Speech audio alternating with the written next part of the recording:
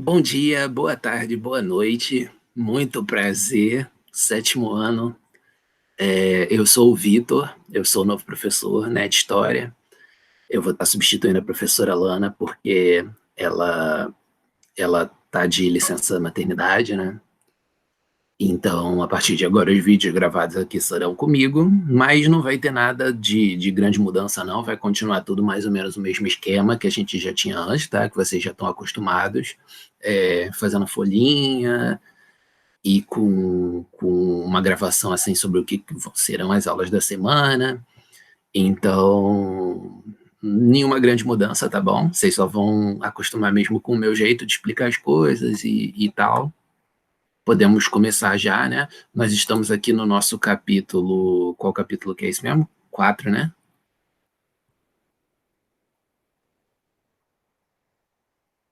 Isso, capítulo 4, né? Vou começar a fazer a apresentação aqui da minha tela.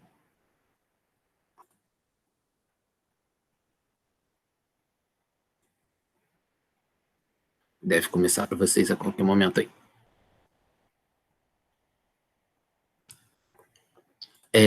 Pois então, nós já tínhamos começado a ver, né, que a gente teve uma mudança ali no final da Idade Média. As pessoas que elas costumavam morar nesses espaços aqui que a gente chamava de feudo, né, que era um lugar rural, basicamente, com um castelo ali no meio para proteção. As pessoas foram parando de morar nesse lugar e elas foram começando a morar em cidades, né, aqueles aglomerados de gente ali onde você tem comércio, onde você tem entrada e saída de pessoas. Então as ideias iam circulando. E as pessoas foram revendo as ideias que elas tinham ali da Idade Média inteira. A Idade Média durou 1000 anos, né? Basicamente, e durante esses 1000 anos teve algumas mudanças no pensamento ali daqueles europeus, porém esses pensamentos não mudaram tanto. Você teve, para 1000 anos, né, de idade, você teve pouca mudança. Então, no final desse período, quando você começou a ter essas cidades aí, as ideias foram circulando, né? As pessoas foram conversando e conhecendo ideias que vinham de fora, né? Devido ao comércio ali que rolava. Então, a arte e a filosofia naquele momento se transformaram muito, que é o que a gente chama de humanismo e renascimento, que é o que vocês já começaram a ver na última aula, né? Então, a gente tem muitos estudos ali, né, sobre como era o corpo humano, essa figura aqui, homem vitruviano. Ela é bem conhecida porque ela é um estudo mesmo ali sobre como é que funciona, né, a articulação ali dos braços, das pernas, como é que é o corpo humano.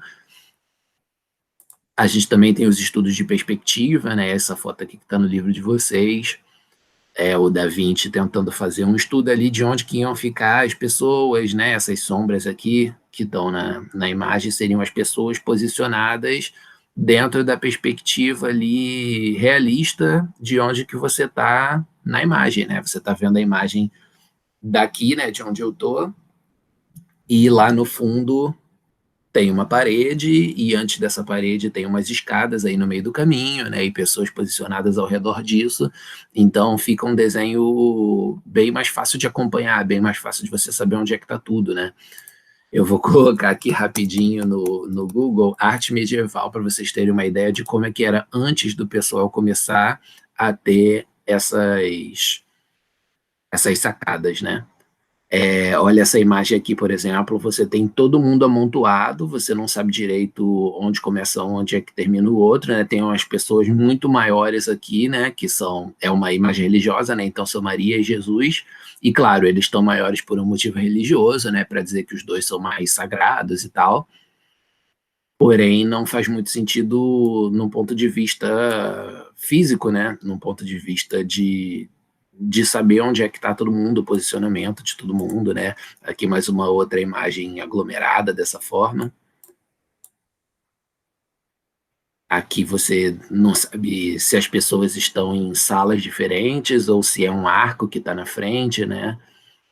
Moldurando, ou se é só um desenho que fizeram atrás, e por aí vai, né? Então você não sabe exatamente posicionar as coisas, fica meio complicado de acompanhar por conta disso, né? Isso aqui, eles estão no céu, eles estão na água. Aparentemente você tem um murinho aqui e você não sabe se isso aqui é um lago que está no fundo ou se você tem anjos voando no céu, acho que seria o que faz mais sentido, né? Enfim, fica uma imagem mais complicada, enquanto que você tem a imagem renascentista já tem muito mais detalhe, tem luz e sombra, tem o reflexo que isso faz no corpo, verdadeiros estudos ali para que aquilo ali fosse representado. E, claro, fazer todos esses estudos gastava tempo, gastava dinheiro ali com as suas tintas e etc., né? Então, as pessoas precisavam de alguém que financiasse isso, que é o mecenato, que vocês já viram, né? E você tem a igreja mesmo, que era um dos grandes patrocinadores disso, por isso tantas mensagens religiosas, como é o caso dessa imagem aqui, seria Deus na direita criando o Adão, né, o primeiro homem, na esquerda, e ao mesmo tempo as pessoas, esses pintores renascentistas, esses artistas renascentistas, eles queriam passar mensagens ali com as quais a igreja não necessariamente concordava. Então, eles valorizavam a inteligência, a racionalidade, né? Que você estudasse as coisas, pesquisasse, fazendo ciência, fazendo filosofia, em vez de simplesmente acreditar em qualquer coisa que a igreja falasse. Então, chega até algum choque, você chega até alguns desses artistas ou filósofos que eles são perseguidos pela igreja e tal, e fica uma situação ali meio complicada, né? Que ao mesmo tempo os caras precisam ser financiados pela igreja, mas eles pensam coisas diferentes da igreja, então eles precisam colocar essas mensagens ali de alguma forma escondidas. Essa própria imagem aqui, ela está na Capela Sistina, que é uma das principais igrejas lá do Vaticano, né? Do centro da Igreja Católica. Foi financiada pela Igreja Católica, mas ao mesmo tempo ela é sobre como o homem, tipo, tá no mesmo patamar que Deus, né? Na cabeça ali do artista, porque vejam que Deus e o homem estão no mesmo tamanho, estão mais ou menos na mesma posição, estão espelhados. Essa mão aqui dos dois se encostando, ela demonstra ali uma proximidade, né? É como se Deus estivesse passando bastão. Já viu aquela corrida de revezamento que você tem um bastãozinho que uma pessoa dá na mão da outra pessoa? É meio que a ideia que está fazendo aqui, e parece que Deus está se afastando, como se Deus parasse de intervir no mundo para deixar o homem, né? Então, o cara pintava isso no teto de uma igreja, ele meio que estava ali escondendo, né, a mensagem que ele pensava. Nós também temos outras ideias ali, como a valorização do pensamento pagão, né, que eram as religiões que não fossem cristianismo, né? Então, a religião de Grécia e Roma, principalmente, porque Grécia e Roma eram a antiguidade ali que os renascentistas achavam que era o maior momento da civilização e que a Idade Média teria dado uma segurada ali nesse desenvolvimento, né, voltado atrás alguns passos, e que eles ali, renascentistas, estariam voltando atrás a grande tradição maravilhosa ali de Grécia e Roma. Não à toa, o Renascimento, ele começou e ele ficou mais forte ali na Itália, né, porque Itália é onde você tinha Roma, então a cidade de Roma era lá, as obras romanas que sobreviveram ao tempo ainda estavam lá, então os caras podiam interagir com isso, e dali eles tiravam a sua inspiração para querer voltar naquele tempo ali da antiguidade, ignorar a Idade Média, né? E aí a gente chega no que a gente vai falar hoje, que é o Renascimento que a gente tem em outros lugares, né? Porque não é só na Itália. A gente tem na Europa toda ali uma circulação dessas ideias. Então, na Alemanha, por exemplo, a gente tem uma importância grande ali da Reforma Protestante, que é um movimento que a gente vai explicar melhor na semana que vem, mas que é uma transformação dentro da própria religião, né? Você tem cristãos ali católicos, o próprio Martinho Lutero era um padre, um religioso católico, e ele abandona ali algumas das ideias, né? Então, na Alemanha isso foi muito forte, porque esse Martinho Lutero é o principal nome, e ele era alemão. E você tem alguns artistas aqui como Albert Dürer, que é Albert Dürer, perdão, que é esse que pintou esse desenho daqui, ou esse, né? Nós temos ali algumas arquiteturas, né, como essa imagem que a gente está mostrando aqui, do Elias Hall. Na França, perdão, nós temos muito essa ideia do mecenas, né, do cara que financia também.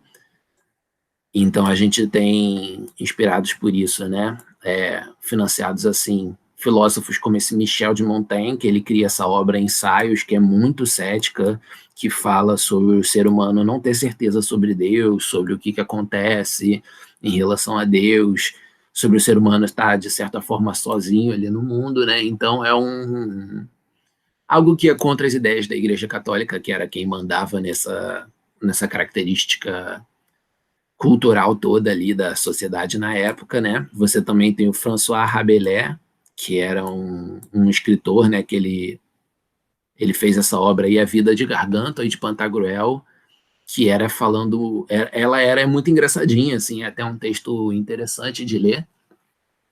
Tem esse gigante, assim, que todo mundo tem que ficar, todas as pessoas pequenas têm que ficar alimentando esse gigante, né? Então ele está fazendo ali uma alusão à igreja, ele está falando da igreja como se fosse alguém que se sustentava com o trabalho dos outros, né? Alguém que não fazia nada e vivia ali do dízimo que as pessoas pagavam.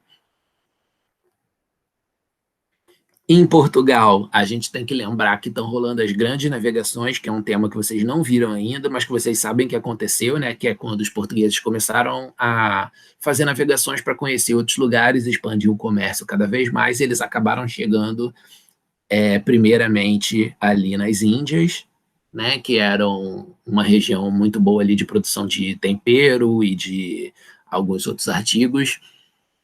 Depois os espanhóis chegaram aqui na América, né? Então conheceram os índios e começaram a colonizar aqui, né? Então para nós foi horrível, né, que isso tivesse acontecido. Eles começaram a dominar o nosso território, mas para eles foi muito bom, que eles lucraram muito, eles tiveram muito dinheiro. Então esse dinheiro ele poderia aparecer ali nas suas grandes produções artísticas, né? Então você tem, por exemplo, entre os portugueses, essa obra chamada Os Lusíadas, que é um clássico da literatura, né? Em língua portuguesa, então nas aulas de literatura até a gente costuma ver isso, justamente falando sobre as navegações, e a gente também tem essa arquitetura chamada manuelina, né? Que é dessa época, durante o reinado de Dom Manuel I. Então a gente tem muito esses torreõezinhos aqui, né, bonitos, com essas torres e esses detalhezinhos assim na ponta, né?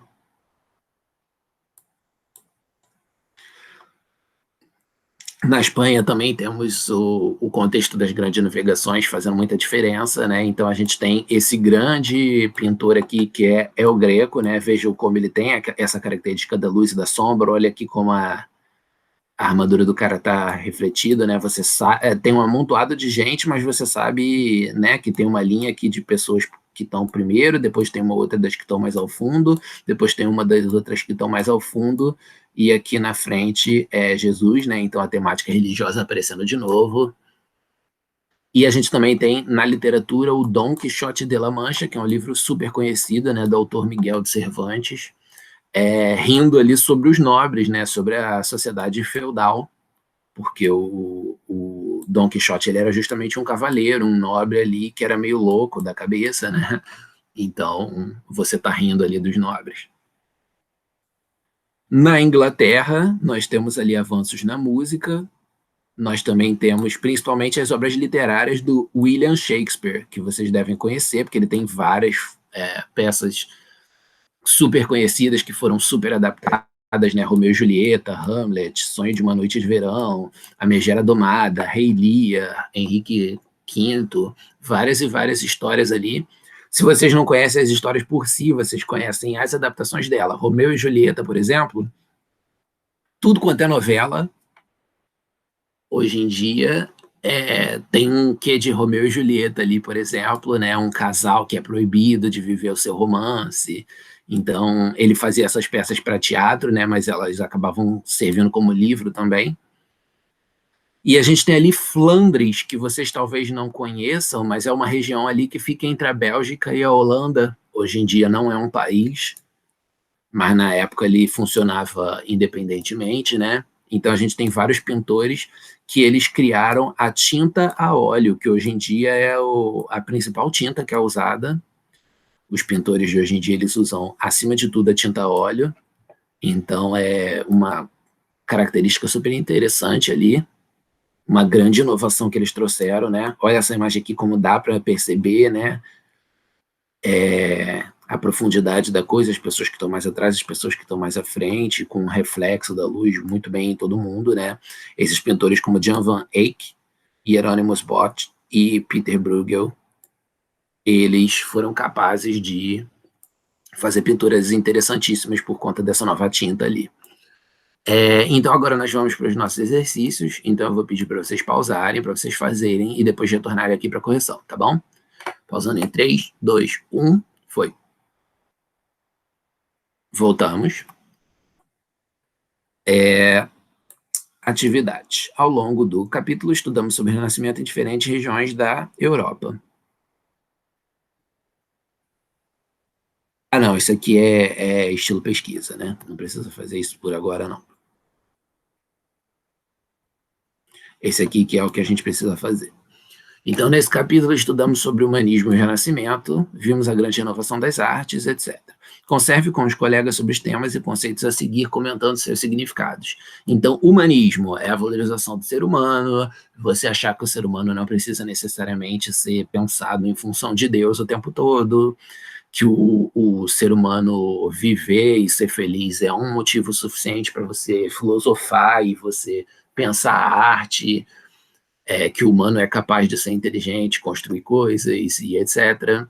Renascimento é esse período todo ali de transformação da arte. Então, o humanismo é mais quando a gente está pensando na filosofia, Renascimento é mais quando a gente está pensando na arte, mas os dois são super interligados. Teocentrismo, já dá para ver pelo nome, Teo significa Deus, né? Centrismo, né? Então é Deus no centro. Era a visão da Igreja Católica, que ela achava que você tinha que pensar tudo em função de Deus, o que Deus queria, o que a Bíblia fala sobre Deus, etc. Enquanto que o antropocentrismo seria oposto ali, né? Uma coisa à outra, porque antropo significa homem, então seria o homem no centro. Então, tipo, não é que eles eram ateus, não é que eles discordassem da existência de Deus, embora pudesse ter um ou outro ali que de fato fosse, mas a maioria deles não era, eles eram teístas, ou seja, eles acreditavam em Deus, porém, eles só achavam que Deus estava no céu e não estava intervindo aqui o tempo inteiro, que o ser humano tinha capacidade de fazer as coisas e de decidir as coisas por si mesmo, e que a igreja não era necessariamente um mensageiro perfeito e justo e sincero do que Deus estava falando. Então, o ser humano tinha que descobrir as coisas por si só, em vez de ficar nessa de ouvir a igreja, né? Então, na verdade, era um desafio à igreja, não era um desafio a Deus em si. Pelo contrário, quando eles estavam estudando ali o corpo humano, estudando o corpo de animais, começando a fazer ali uma ciência para entender como é que funcionava a luz, para eles retratarem a luz nas imagens também, os que eram artistas e etc. Eles sentiam que eles estavam entrando em contato com Deus, eles sentiam que eles estavam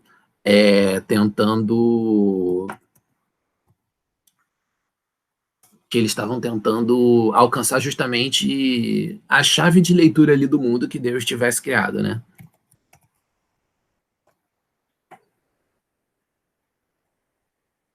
E aí a gente tem, por exemplo, a descoberta dessa razão perfeita, né? Que era uma conta ali que você fazia de acordo com a sequência de Fibonacci, que era uma sequência de números ali que os caras encontraram, que você percebia que na natureza você tinha várias coisas que seguiam essa lógica.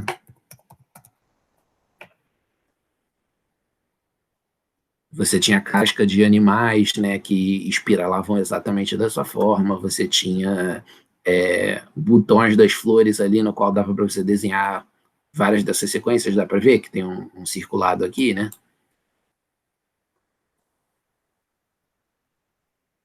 Isso aqui são obras já, né? Mas você tem ali, por exemplo, essa lagartinha aqui, né, que se enrolava dessa forma, essa planta que se enrolava dessa forma, e por aí vai, né? Então eles iam descobrindo isso e sentindo que eles estavam justamente próximos de Deus, que eles estavam conseguindo ficar mais inteligentes e chegar perto da inteligência de Deus. Deus era o mais inteligente de todos, né? O artista perfeito que tinha criado o mundo perfeito.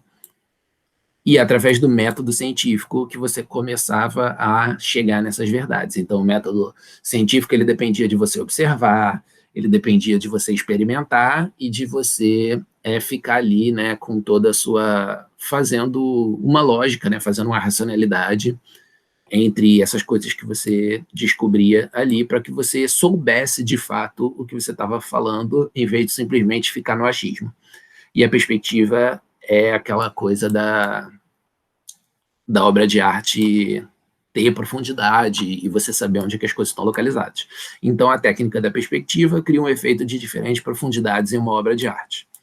O humanismo defendia a necessidade de aprimorar os conhecimentos sobre os seres humanos e de estimular a criatividade individual e a liberdade de pensamento. O teocentrismo é a ideia de que Deus é o centro de todos os fenômenos do universo. Teo, Deus, no centro. A ideia de que o ser humano é o centro dos fenômenos do universo chamava-se de antropocentrismo, homem no meio. O Renascimento foi um grande movimento cultural, intelectual e econômico que teve início na Itália, e o método científico é baseado em 3 elementos: raciocínio, observação e experimentação, ok? Aí aqui a gente já acaba, né, o nosso capítulo. Vamos para a nossa folhinha. Porque podemos dizer que muitos artistas renascentistas tinham uma relação contraditória com a Igreja Católica. Mencione o mecenato em sua resposta. Então era contraditório porque ao mesmo tempo eles desacreditavam da Igreja, eles desconfiavam da Igreja, eles queriam descobrir as coisas como elas eram, ignorando o que a Igreja fosse falar, né? E às vezes entravam até numa enrascada por conta disso, mas ao mesmo tempo eles dependiam do mecenato, do financiamento do que eles fizessem. E a igreja era uma das principais figuras capazes de financiar aquilo. Você tinha outros, né? Você tinha nobres, você tinha burgueses, né? Que já eram os mercadores ali, a galera que ganhava dinheiro com o comércio. Porém, a igreja era um dos principais ali, né? Acho que ninguém tinha capacidade de pagar algo tão caro quanto foi, por exemplo, aquela pintura do teto da Capela Sistina que a gente mostrou ali do Michelangelo. Então, acabava sendo uma relação contraditória ali. Relacione corretamente os países ou regiões à esquerda com um dos autores, áreas ou obras que marcou a influência renascentista naquele lugar. Então, ok, Inglaterra, a gente tem principalmente as obras literárias e teatrais de William Shakespeare. A Espanha, a gente tem ali Dom Quixote de la Mancha como grande obra, né? Flandres, que é aquela região que eu falei ali no norte da Europa, a gente teve a tinta a óleo. Na Alemanha, a gente teve o Albert Dürer. Em Portugal, nós tivemos a grande obra ali falando das navegações, que são os Lusíadas. Na Itália, tivemos a maior parte das coisas que a gente falou, né? Mas o grande pintor e cientista e filósofo e engenheiro que a gente tinha lá era o Leonardo da Vinci. E na França, o François Rabelais. Observe a imagem a seguir, aponte 2 características humanistas renascentistas presentes nela e justifique sua resposta. Então, a gente tem aqui a Escola de Atenas, né? Que é uma grande pintura ali que você tem, localizada no Palácio Apostólico no Vaticano. E a gente pode falar de várias coisas. A gente pode falar sobre a valorização do ser humano, porque esses seres humanos que estão retratados aqui são os considerados grandes gênios ali do passado, que estudavam em Atenas, né? Então, Sócrates, Platão, esses filósofos que são conhecidos até hoje em dia. Então, a gente está valorizando eles. A gente também está valorizando o racionalismo deles, né? O pensamento que eles deixaram, o quanto que eles refletiram sobre a sociedade. A gente vê que é uma imagem super organizada, você pode dividir ela aqui ao meio, ó, que ela vai fazer super sentido, ela vai ficar espelhada de um canto para o outro. Você tem toda aquela arquitetura ali valorizada. Então tem uma racionalidade nela também, tem a perspectiva e o jogo de luz e sombra aparecendo. A gente tem valorização de Grécia e Roma, porque Atenas, né, fica em Grécia, é o pensamento grego, então, mais uma característica. A gente também tem o mecenato aparecendo, porque a pintura em si não mostra, né, mas ela foi feita num palácio da igreja, né, lá no Vaticano, então também está ali representado, então várias características, ok? E aí, com isso, a gente termina a nossa aula de hoje. Espero que tenha sido legal. E a gente está aí disposto a fazer sempre novas coisas e ouvir vocês, inclusive, se vocês tiverem algum comentário a fazer, né? Então, obrigado, né, por terem assistido até aqui. Foi um prazer conhecer vocês e a gente termina aqui a nossa gravação, tá bom? Até semana que vem, a gente se vê.